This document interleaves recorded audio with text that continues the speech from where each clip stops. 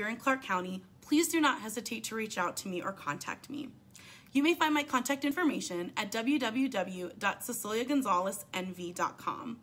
Thank you again so much for your time, and I hope you've been encouraged to run for office.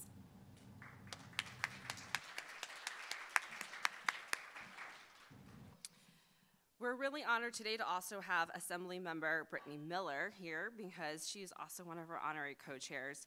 She was born in Detroit, Michigan, to a Black African-American father and Lebanese mother. She was the first elected to the Nevada State Legislature in 2016, and she's currently serving her third term in the State Assembly representing District 5. She is a passionate advocate for education, criminal justice reform, veterans, social justice, a diversified economy, and accountable government. Let's welcome Assemblymember Miller.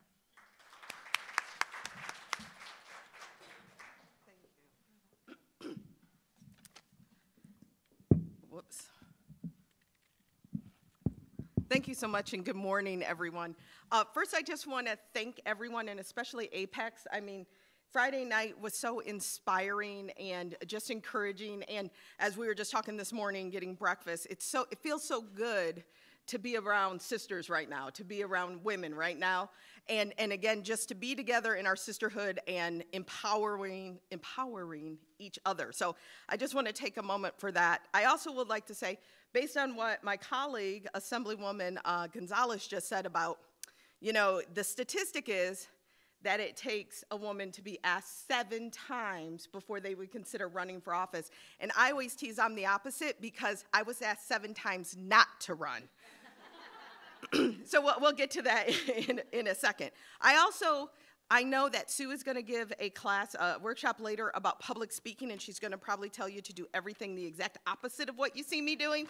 So just make sure you follow what she says. She's going to teach you proper, and this is how we end up doing it in real life. So I have a couple bullet points of what I just want to cover. First, I hope that our diversity and our inclusion here in the state of Nevada has warmed you and welcomed you. And I hope that you decide to have this here every single year, because I believe we are the state where we are positioned to be the first state to truly eradicate systematic racism.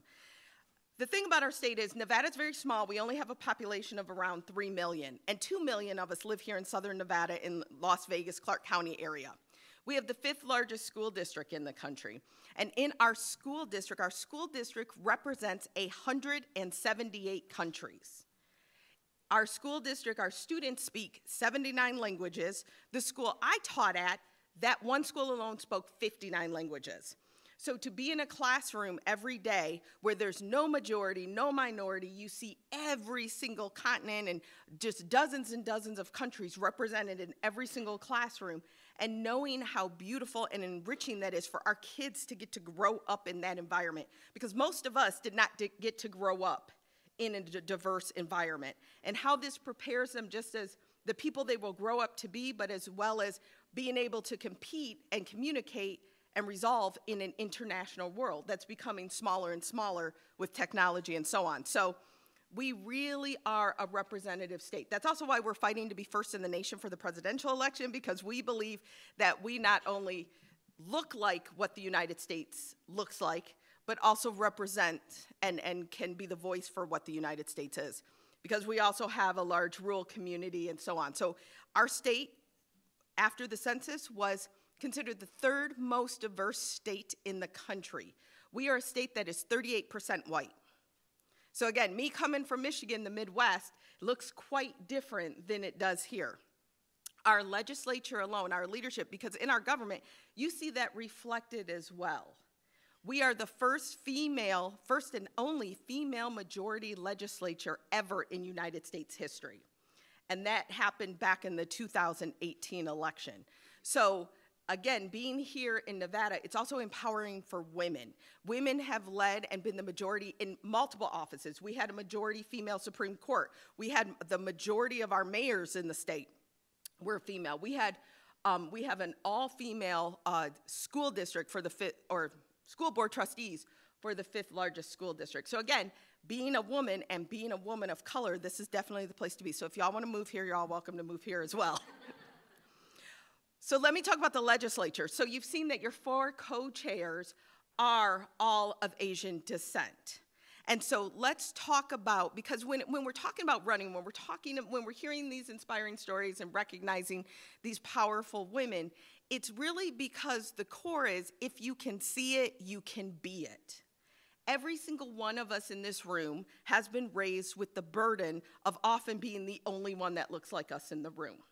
And we received it from our families, from our parents, and whether you want to call it a burden or a responsibility or even an acknowledgement, how many of us always felt like I'm the only one in the room and I'm literally representing an entire nation or race or faith? I may be the only one, and how I act, how I'm perceived, how they see me is how they're going to consider that millions and millions of people are. And so always having that awareness of, I have to be careful how I act and how I'm perceived and what I project, because I'm literally upholding an entire race. We know that's stressful. It's very stressful. We've all lived with it. But I want to talk about the positive parts of it. The positive parts of that is, as we were doing it, as my mom would say, we were changing hearts and minds. I was raised, again, I'm Black and Lebanese, and from the time I was 3 years old, my parents started sitting me down at the kitchen table and talking about what that means and what it means to me and who I am, and how the world will try to put me in boxes and make me check off lists and make me choose sides, but I won't let the world tell me who I am. I define who I am, and I tell the world who I am. And so I was proactively raised to be unapologetically Black and Lebanese. And so the thing is that with that, while the burden of, oh, this is how they're going to think Arabs are, oh, this is how they're going to think Black people are, oh, this is how they're going to think biracial people are. The one thing we have to remember is, every time you were the only one in the room, you were right. You were being watched. Everyone was watching you. Every time you were the first or the only elected or put in a position of leadership, you're right. Everyone was watching you. They are looking at you. But we have to look at the positive that's come behind that we've opened doors for others, and we will continue to open doors for others. Just here in Nevada, and I just gave you all these great stats, look how racially and literally in every way that people can be diverse, we are. Lifestyle, faith, religion, economically, skin color, religion, every single way we can be diverse, we are. I'm not saying that we're without problems. There's still racism here, but we also live more in an inclusive community too. We're not divided by region and geographics like in many states and large cities. So in 2012 in our legislature, now men, it's different. We're gonna just talk about women. 2012 in our legislature was the first time that Latina women were elected. Just 2012, that was just 10 years ago. And there was about 4 or 5 that came in under that same election. In 2016, when I was first elected, I'm tied for only being the second Black woman in the Nevada State Assembly. When I was elected, there had only been 3 other Black women who had ever served in the legislature, period. That was 2016, and if you, of course, being a woman of color, the 2 of us came in at the same time in 2016, and people couldn't tell us apart for years. I know everyone in this room knows what that's about too. And even though we don't look anything alike, whether it's body build, structure, hair, color, features, nothing alike, even in this room on Friday night, none of you, because y'all flew in, someone who didn't fly in, that's from Nevada, was like, "Good night, Danielle." And so we know that happens as well too, right? But we came in 2016. Since we came in 2016, remember, we were only the 4th Black women ever in the state legislature, the 2nd ever in the assembly.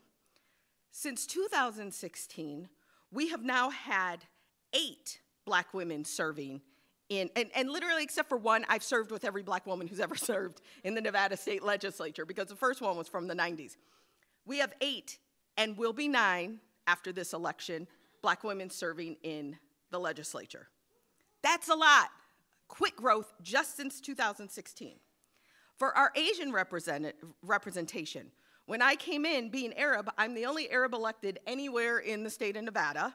We do have a few Middle Eastern judges, But again, when it comes to whether you want to say West Asian or Arab or Middle Eastern, not a lot. So I come in 2016. In 2018, then we have Assemblywoman Nguyen who comes in, who is Vietnamese and white. We have Assemblywoman Torres come in, who is Salvadorian, Portuguese, Hawaiian. We have then in 2020, Assemblywoman Gonzalez, who is Mexican and Thai. And now we are positioned to have 3 more AAPI representatives in our legislature. We will have one that is Indian, one that is Filipina, and one that is a Vietnamese immigrant. So he will be our first Asian immigrant, actually, in the legislature. So again, we go quickly up to 7. And we actually had one other individual who was Chinese Filipino, but he is not in the legislature anymore. But again, if you just see the amount of growth that happens in a few years, why? Because if I can see it, I can be it. So while we all have that burden and that expectation on us, remember that people are watching, but they're also watching in that positive way. The kids are watching. Every other woman who's watched who thought, that's not for me. I can't be in power. I can't be in leadership. Regardless of how we were raised or what we were told, they see you and they know that it's for them too. So I just want you to continue to, again, be unapologetically who you are, proud of who you are. Even in my elections now, last election was my 3rd election, and I still had people asking me, are you going to put your picture on your walk cards and your signs? Because in my district, it's actually still predominantly white. And I would say, well, 1, they know they keep voting for the Black and Lebanese girl, but 2, right? Like, how are you going to keep? But 2, I will never conceal who I am because people have literally died so that I can be who I am and put my picture on my walk cards and my mailers and my sign. And I will never disrespect my ancestors and all the people that were in the fight so that in 2022 I could live the way that I get to live, right? So it's still there, but I just want you to know that you do have a purpose, you do have a place, you are inspiring other people and young people behind you. And you know, it's not just important for other people and kids that look like us to see us, it's important for everyone to see us. And so I'm encouraged by all of this empowerment that's coming from this group. I'm encouraged by all the growth that I see in our state and just in our nation when it comes to AAPI, political, social engagement, and power. And as well, I know later there's going to be a panel about multicultural engagement and how we can work together and really join on those issues where we intersect and where we can support one another of all the different ethnicities. And so, again, I don't know how to end this. I'm just rambling right now, but just wanted to kind of give you a perspective of where I am, because one of the things that really draws me to Nevada, and I don't think I could ever leave Nevada because of it, is because of our racial diversity. And because I get to live in a place where I get to see everyone on a daily basis and how we are so representative of what the world looks like and, of course, what the United States looks like. So thank you. I hope you plan to be here every single summer after this. And just want to thank you for having me. Thank you for coming, and enjoy the rest of today.